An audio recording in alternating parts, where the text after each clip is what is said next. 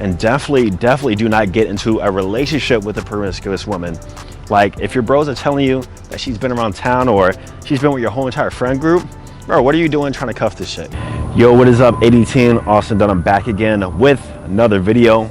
So in this video, we're going to discuss 5 red pill truths that every man should know. So being involved in this red pill lifestyle and learning things over the course of this past year, there have been a few instances where certain things constantly pop up again and again, and you probably see them in the comments.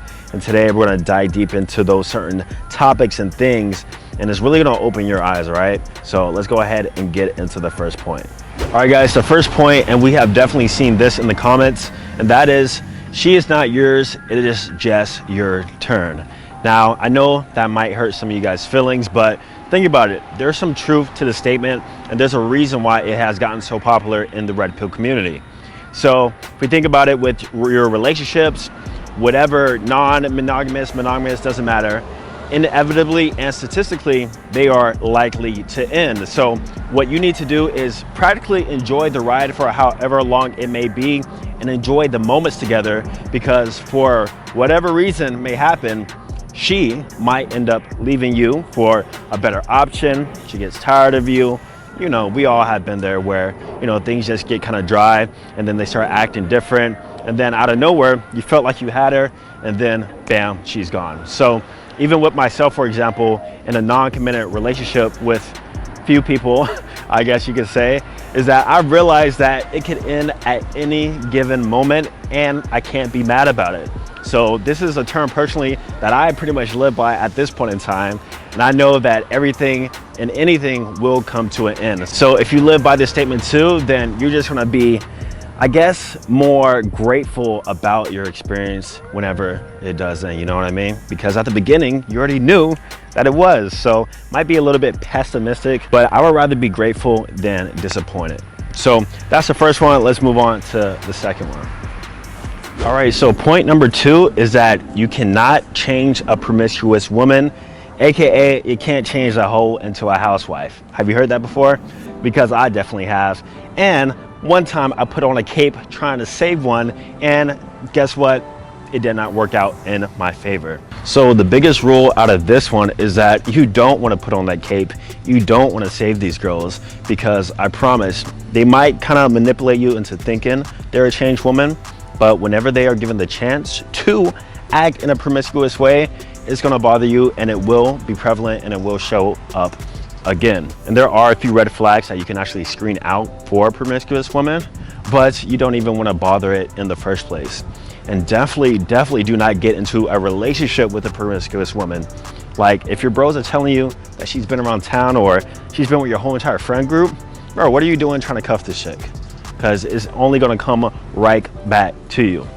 Remember, you cannot change a hoe into a housewife, and if you try to, you're going to learn the hard way, like I did. So hang up that cape and only route with girls who don't give you those signals. Number 3 is that you must realize that you as the man are the prize, and she must know that and feel that way about you too. For a lot of dating standards and what I've seen, women are positioning themselves as the prize and kind of putting men in a lower position, especially if they don't feel like they match up to you from a status standpoint or from a money standpoint. And that is the whole reason why the dating dynamics are skewed, and why women tend to date up and men tend to date down, right? So in that case, regardless, you should always feel like the prize. And if she's not showing signs that you are, for example, she feels like you should put her on a pedestal, or she's making you chase her, then you already know that's not going to be the girl for you, bro. Remember, it all comes down to self-improvement with this red pill stuff and becoming the best version of yourself. So in the end, you literally have no choice but to be the prize. Me, myself, any girl that I deal with, I already know, and hopefully they should know too, that I am the prize in this relationship, in whatever we are doing. And if they don't realize that, then I'm out. And the way I'm able to catch that is by their actions, how they treat me, what they say to me, little things like that over time. So keep becoming the best versions of yourself and put yourself on that pedestal. All right, I'm a humble person, and I've been told by some of my counterparts that sometimes I'm a little too humble and that I need to be a little bit more arrogant, and maybe that might help change your mindset too in regards to that prize mentality. But remember, you, yes you are the prize. So have you ever heard a girl say, I'm friends with all guys because girls give me too much drama? Or maybe, don't worry, he's just a friend. We're just friends. He's one of my good friends from school, blah, blah, blah. Guys, and I've learned this a long time ago, and just me, myself, is that guys and girls cannot truly be friends. Now, there are some cases where they can, but overall, 90% of the time, here's what's happening. Either the guy has already smashed and now they're friends, in my case with a lot of the girls I'm friends with. Two, the guy wants to be more than friends with her, so he's kind of just playing his position and waiting for the right time to slide in when she is most vulnerable.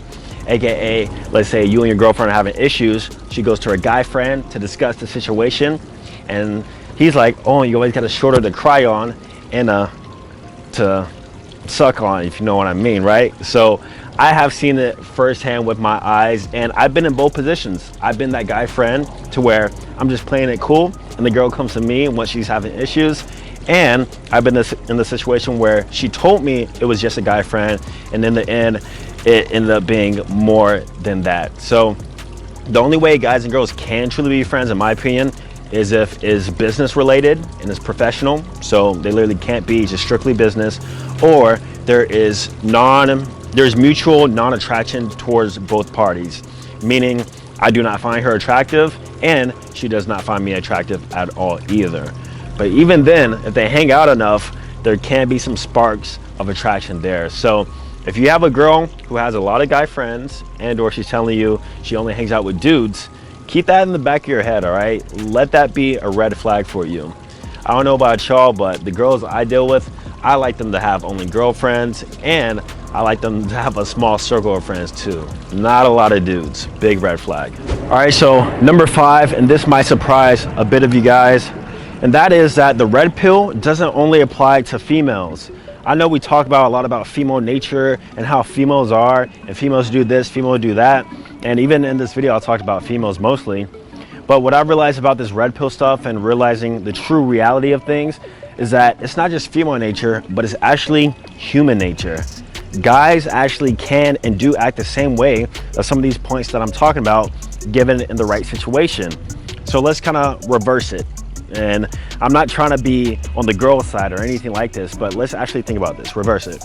Me, myself, if my girlfriend says, why do you have all these girlfriends? And I tell her, oh, they're just friends. But in the back of my head, I know that either they want to get with me, either I have already gotten with them, right?